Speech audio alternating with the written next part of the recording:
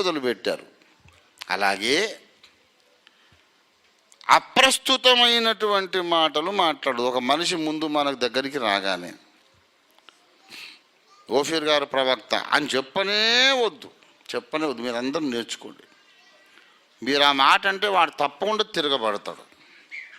తిరగబడకుండా లోబడే అంత యోగ్యుడు అనుకోండి, వాడు ముందే మన సంఘంలో ఉంటాడు కదా, వేరే సంఘంలో ఎందుకు ఉంటాడు? మన సంఘానికి రాలేదంటేనే ఏంటి, వాడికి ఆ విషయంలో బుర్ర వెలగలేదు. బుర్ర వెలగనోనికి చెప్తే ఎట్లాగా? మరి ఏం చేయమంటారు పాస్టర్ గారు అంటే, ఇదిగో పని మీద దృష్టి పెట్టాలా. పని పని పని ఇవాళ సబ్జెక్ట్ అది.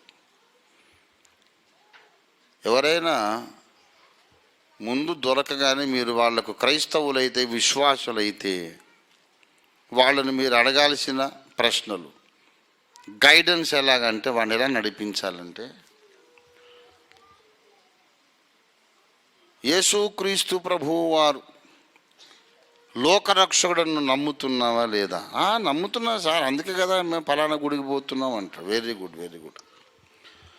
యేసుక్రీస్తు ప్రభువు వారిని గూర్చి, ఆయన ప్రణాళికలను గూర్చి మనకు తెలియజెప్పడానికి దేవుడు వ్రాసి పంపించిన ఏకైక గ్రంథము బైబిల్. నమ్ముతున్నారా బ్రదర్? నమ్ముతున్నానండి బైబిల్, అందుకే ఎప్పుడు బైబిల్ లేకుండా ఎక్కడికి వెళ్ళను నేను అంటాడు. దేవుని స్తోత్రం. లేఖనములోని ఏ మాట అయినా నిరర్ధకము కానేరదు కదా. నమ్ముతున్నారా? 100% నమ్ముతాం. మా పాస్టర్ గారు అదే చెప్తాడండి. బైబిల్లోని ఏ మాట నిరర్ధకము కానేరదు కదా. మరి అపోస్తలుల కార్యాలు 3:21 కూడా నిరర్ధకము కానేరదు కదా. అన్నిటికీ కుదురుబాటు కాలములు వచ్చునని ఆది నుండి దేవుడు తన పరిశుద్ధ ప్రవక్తల నోట పలికించను కదా. నమ్ముతున్నారా? అక్కడ దొరికిపోతాడు. నమ్ముతున్నానని అనాలి. నమ్మను అంటే మరి లేఖనము నిరర్ధకము కానేరదని నమ్ముతున్నానని చెప్పావు కదా, ఈ లేఖనం ఎలాగూ నిరర్ధకమవుతుంది? ఆలోచించవలసిన మాటే బ్రదర్. బైబిల్లో ఉంది కనుకైతే జరగాల. అన్నిటికీ కుదురుబాటు కాలాలు రావడం అంటే నానా రకాల భిన్న విభిన్న బోధలు నశించి అసలైన సత్యబోధలోని అందరూ ప్రతిష్ఠించబడాలి అని నమ్ముతున్నావా లేదా? అది చేయని ఎవరికి సాధ్యం బ్రదర్. అది ఆయన వచ్చినప్పుడు ఆయన చూసుకుంటాడు. మన వల్ల అయ్యేది కాదు ఈ సిద్ధాంతాలు దిద్దుబాటు అంటాడు. అంటే మీ ఉద్దేశం ఏంటి? ఎక్కడి సిద్ధాంతాలు అక్కడే ఉండగా యేసు వచ్చి సంఘాన్ని తీసుకుపోతాడేనా మీ ఉద్దేశం? మరి అంతే కదా బ్రదర్ అంటాడు. మరి అట్టయితే ఇవన్నీ దిద్దుబాటు అయ్యేదాకా ఆయన పరలోకంలోనే ఉంటాడని ఎందుకు రాయబడింది? అట్లుందా బ్రదర్? నిజమే. మీరు చెప్తుంటే ఇప్పుడే కొంచెం బుర్ర వెలుగుతున్నట్టుంది. అంటే యేసు పరలోకంలో ఉండగానే భూమి దిద్దుబాటు ఇది జరగాలి కదా. ఇది నిరర్ధకము కానేరదు కదా. అప్పుడు దేవుని ప్రణాళికలోకి వస్తాడు. వచ్చిన తర్వాత ఇదేమో announced policy and plan of God. దేవుడు ప్రకటించిన ప్రణాళిక అక్కడికి దేవాల. ఇప్పుడు అన్ని సిద్ధాంతాలు పరిశీలించి ఇదే సత్యబోధాన్ని ప్రపంచానికి చెప్పడానికి పూనుకున్న సేవకుడు ఎవరు? నీ ఎరుకలో ఉన్నాడు. డాక్టర్ బిల్లీ గ్రహాం ఆ మాట అన్నాడా? ఆ పని చేశాడా? లేకపోతే ఎవరు దినకరన్ గారు చేశారా? అబ్బే వాళ్ళు స్వచ్ఛతలు చేశారు తప్ప ఈ సబ్జెక్ట్ అడ్రస్ చేయలేదండి. అవునా? మరి లోకంలో ఉన్న సేవకులందరినీ పట్టుకొచ్చి అందరిని వరుసగా పెట్టి చూడండి. ఆ ప్రణాళిక అయితే జరగాల. దానికోసం అటెంప్ట్ అయినా కనీసం చేసినోడు ఎవడన్నా ఉన్నాడా? అప్పుడు అర్థమవుద్ది, ఓహో ఒక మనిషి ఉన్నాడు ఈ కార్యక్రమం కొరకని.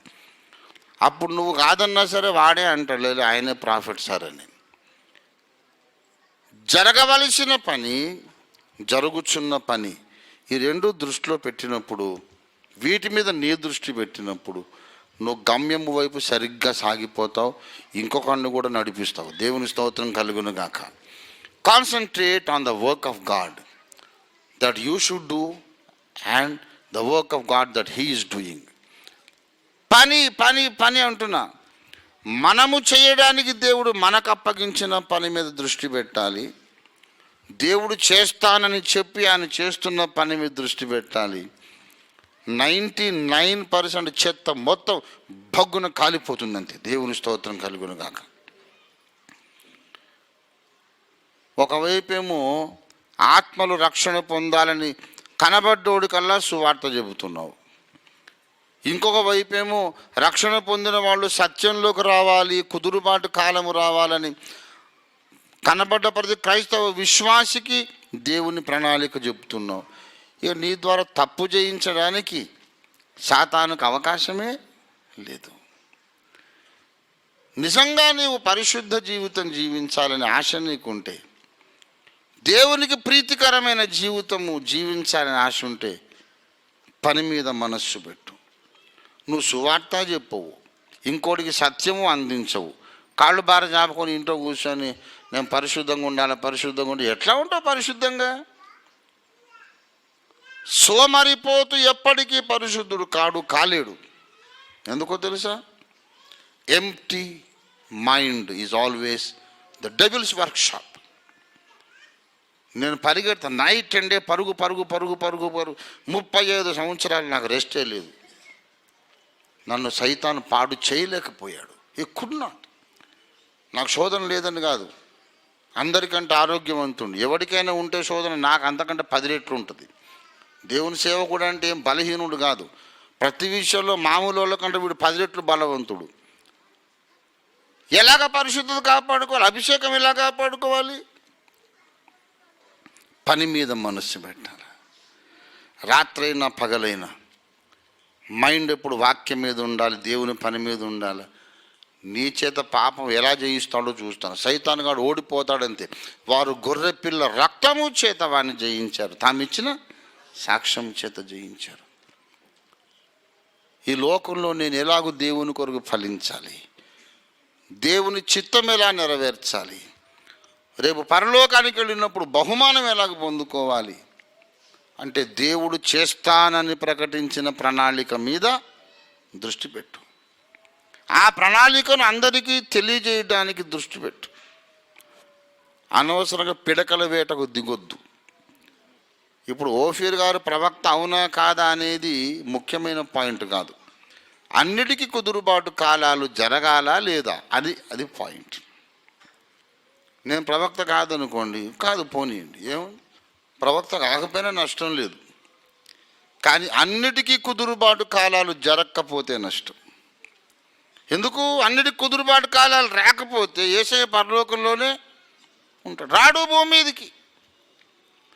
దాన్ని పట్టించుకో. ఎప్పుడైతే వాడు సిద్ధాంత దిద్దుబాటు కొరకు పట్టించుకొని ప్రార్థన చేసి ప్రయాసపడతాడో వాడికి తప్పకుండా దొరికే లీడరు ఒకడే. భూమి మీద ఇంకో లీడరే దొరకడు వానికి. 5 ఖండాలు వెతుకొచ్చి మళ్ళీ కుకట్పల్లి హౌసింగ్ బోర్డుకు వస్తాడు. అరే కిదర్ బి నై హై రే లీడర్ ఇదర్ హై అని. దేవుని స్తోత్రం కలుగును గాక.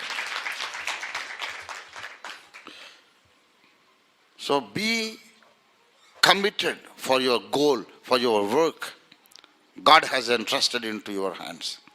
దేవుడు నీ చేతికి అప్పగించిన పని మీద దృష్టి పెట్టు. నీ ప్రార్థన జీవితం ఆటోమేటిక్గా బాగైపోతుంది. నీ మనోనేత్రాలు ఆటోమేటిక్గా వెలిగించబడతాయి. దైవ గ్రంథములో సత్యము నీకు ప్రత్యక్షమవుతుంది. అనుదినము సత్య ప్రత్యక్షం పొంది ముందుకు సాగవచ్చు.